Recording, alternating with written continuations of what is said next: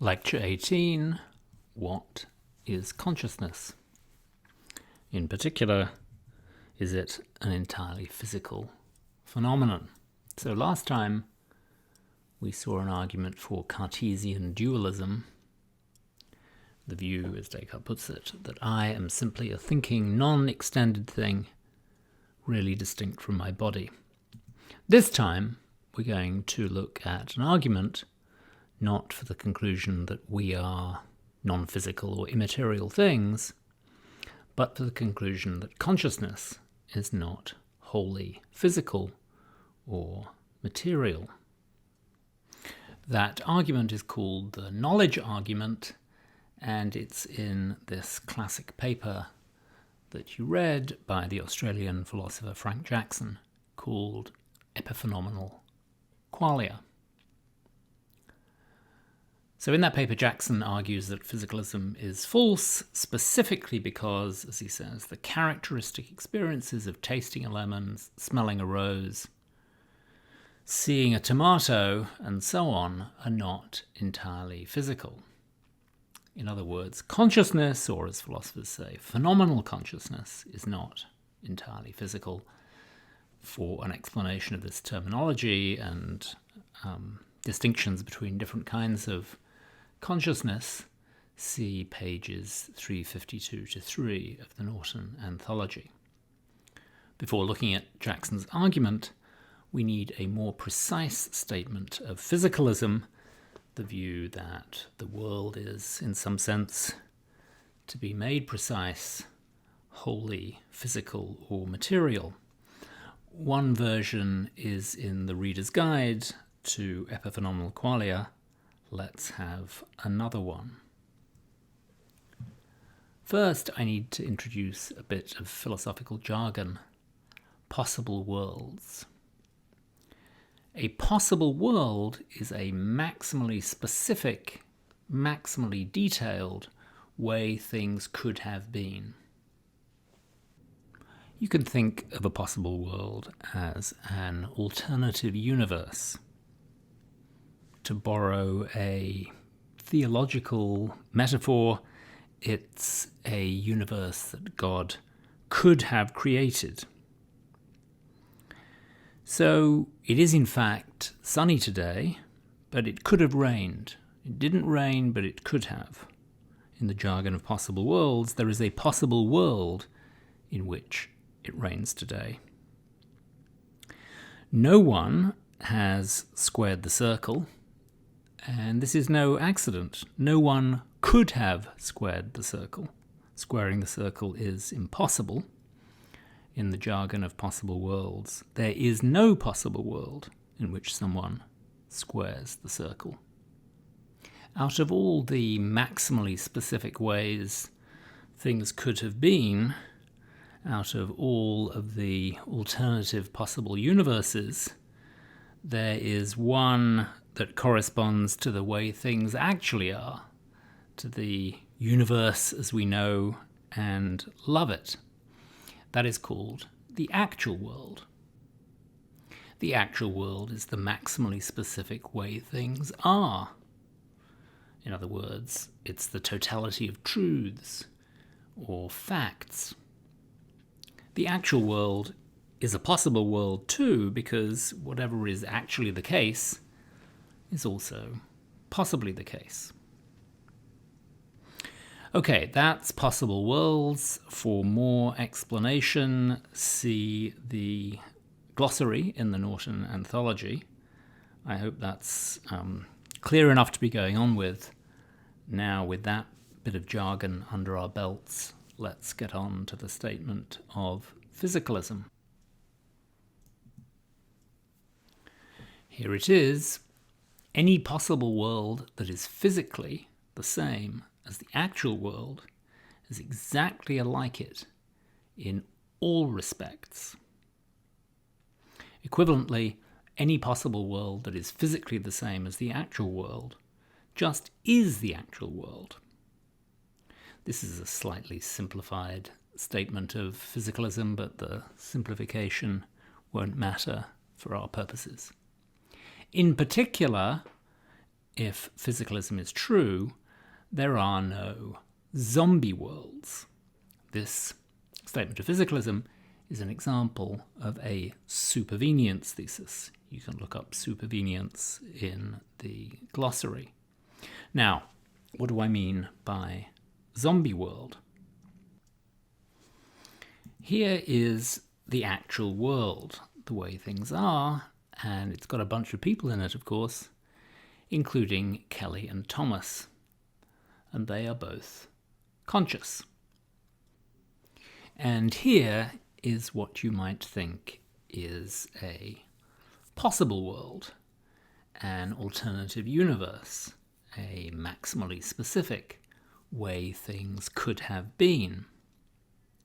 It's physically exactly the same as the actual world, a molecule for molecule, quark for quark replica of the actual world. W1 is physically just the same as the actual world, and we can take that to mean that from the point of view of some hypothetical complete physics, W1 and the actual world are alike. A hypothetical complete physics can't distinguish between them. Okay, so I've told you a fair bit about W1, but I haven't told you everything. Here's another piece of information about W1.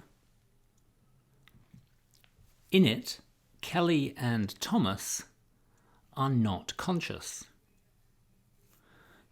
Kelly, of course, is still tasting a lemon, and Thomas is still smelling a rose, but all is dark within. There is nothing it's like to be Kelly or Thomas in W1. They are not phenomenally conscious.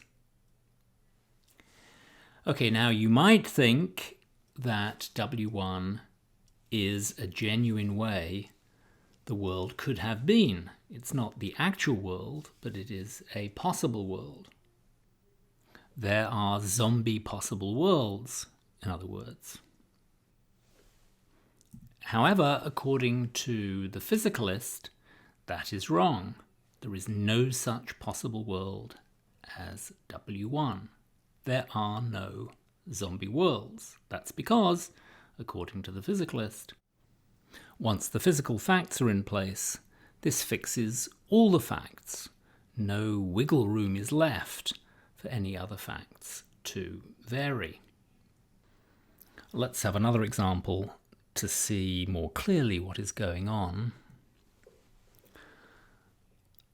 Let hairism be the view that any possible world exactly like our world in its distribution of hairs on people's heads is exactly like it in its distribution of what I'll call hirsute people.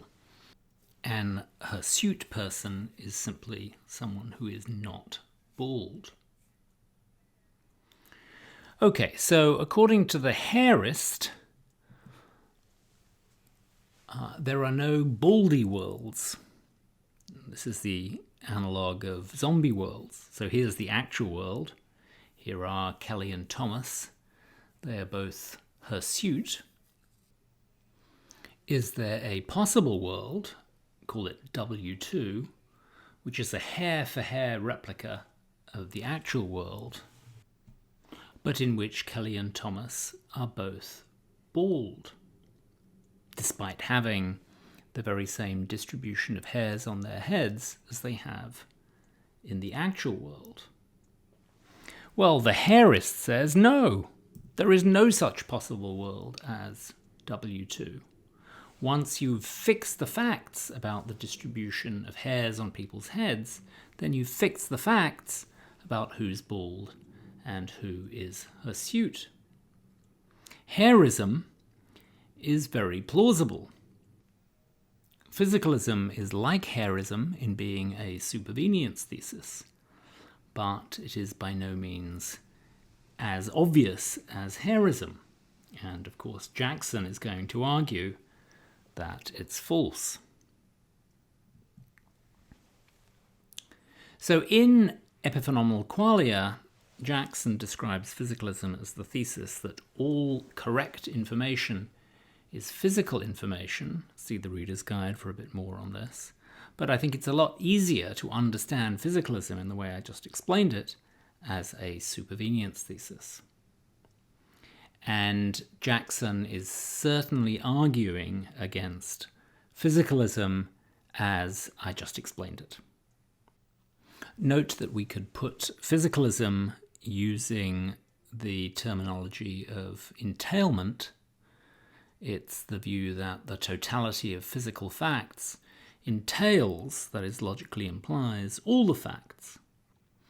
Once the physical facts are in place, everything else follows. There is no room for anything else to vary. We're going to make use of this formulation in a moment.